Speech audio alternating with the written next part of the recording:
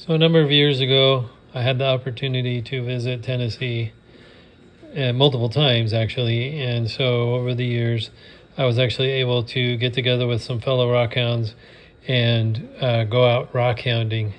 And so here's some of the material. The problem is it's formed in limestone, and a lot of the pieces are fractured pretty heavily. And then you also have bleaching. So like this right here where it's all light, that's only on the surface. Once you cut into it, you'll get more of the reds and yellows like this piece has. So let's get these in the saws and take some slices off of them and see what it looks like from there. See, here's some nice powdered in there, but the question is, because it's formed in limestone, it has a lot of fractures. So it could be this is a whole pile of junk, but it could be there's some nice cabbing material in there. So let's get them in the saws and see what we got. So here's some Tennessee agate that I've been working on, and one of the things the guys in Tennessee told me was that if a piece is kind of white on the outside, then it's bleached, and so you don't want to just assume it's not very good. So here's a broken nodule that you can see there's some red color in there, and yeah, sure enough, it gets brighter, gets more clear, and the bleaching is only skin deep. So it's definitely worth taking the time to slice them open. Now here's a little nodule that turned out to have hollows inside of it, so it's all right. Here's another one. You can see there's a lot of bleaching on the outside, and the agate becomes more clear. Looks like a little bit of plume in there. This one unfortunately has a lot of fractures running through it, which is very common with the Tennessee agate. And hopefully I can get some small cabochons out of there between the cracks. Now here's one that looks promising. You can see there's a nice pattern on the outside, and it gets crazy on the inside. This is a phenomenal piece. I believe they call this Tennessee paint rock when it has this mustard yellow and bright red going through it, reddish orange. So definitely a good top quality piece. Here's one that I took the skin off of, and it's all right compared to the others, though. It's just kind of mediocre. And I think I might be able to get another slab off of this. I'll have to put it in my slab grabber, because this looks interesting here. Again, it could only be skin deep though, so I'll find out in the next round. This one, I haven't figured out how to get it in the saw yet. I might have to do use a trim saw on it. Not sure if I want to preserve these crystals or not at the top. So this one's still thinking about it. It's got a lot of cracks running through it, so it's probably going to fall apart as I begin cutting it. And this guy, you can see again some of the sun bleaching, and sure enough, when I got inside, beautiful yellow orange cabbing material. Yeah, there's a crack down here, but you just work around that. So that's it for slabbing the Tennessee agate, and this is still thinking about it, because I haven't figured out what to do with those quartz crystals. Here's the last piece of the Tennessee agate. I decided to shave off the dark druzy quartz and then cut the rest of it. There's a big crack right here, so that's not usable, but this piece isn't too bad.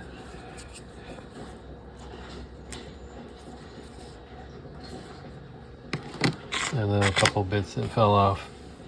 So that And this is the rest of the Tennessee agate. So a lot of times, some of this stuff is not usable. What I do is I take a marker and I mark all of the cracks so they stand out for me.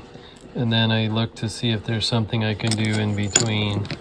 And in the case of this Tennessee agate, it's not super promising. But there's a few spots, like right in here maybe. This one definitely has potential, looks good and solid. The only reason I marked this out here is because it's just kind of punky edge and that'll go away. So here's a decent looking cab. It might be better on this side. I need to grind away a little bit on this side to see, but there's definitely a keeper in there. And some of these others I'm going to glue to a piece of wood and see if I can get more slabs off of them. You know, like if I get another one of those, that'd be awesome. This one, it looks like there's some clean area down here as well. So I'm gonna glue these up to little blocks of wood and then see what I can do. And so on this one's not too bad. This corner seems to be fractured, but the rest of it. So there's some potential in here.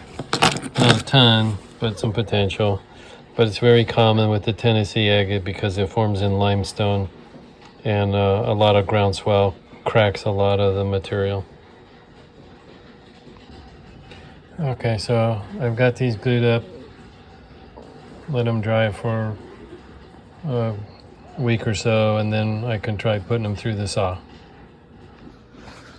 Okay, so I've glued up these end cuts from the Tennessee, and I'm going to put them back in the little saw and see if I can get a few more slabs out of these. So earlier I did some slabbing on this Tennessee agate, and then I glued up the pieces and did more slabbing. I glued them up on pieces of wood. So this is the result of that. And as you can see, I still have some really nice usable material. I'm really looking forward to playing with this one.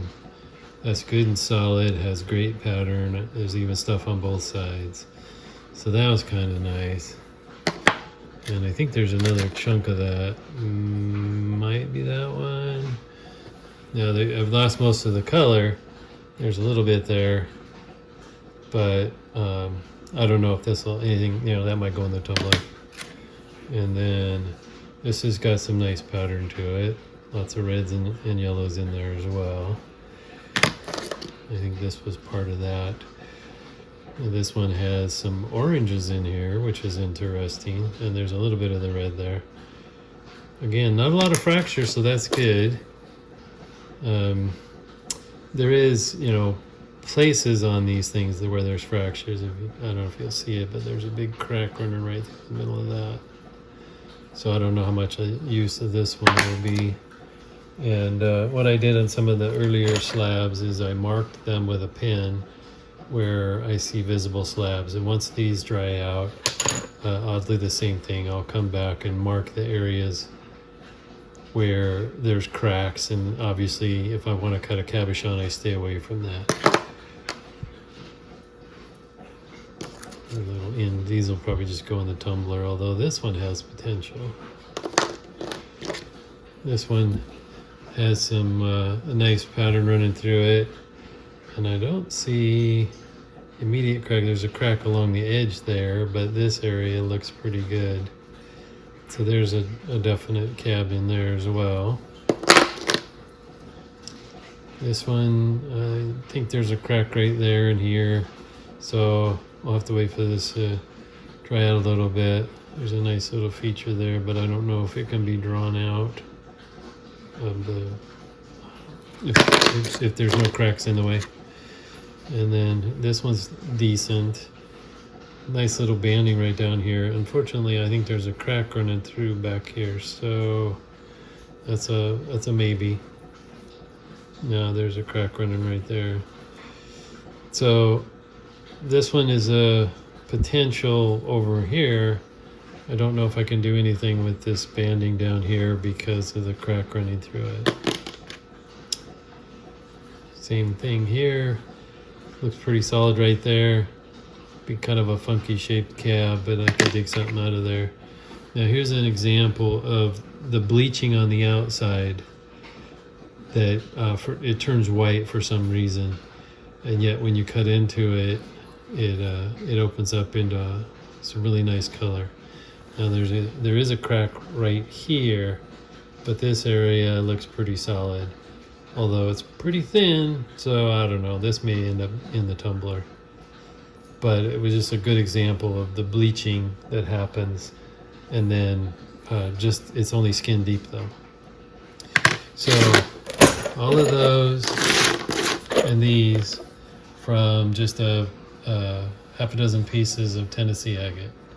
And I'll insert the original photo in here so you can see what I started with.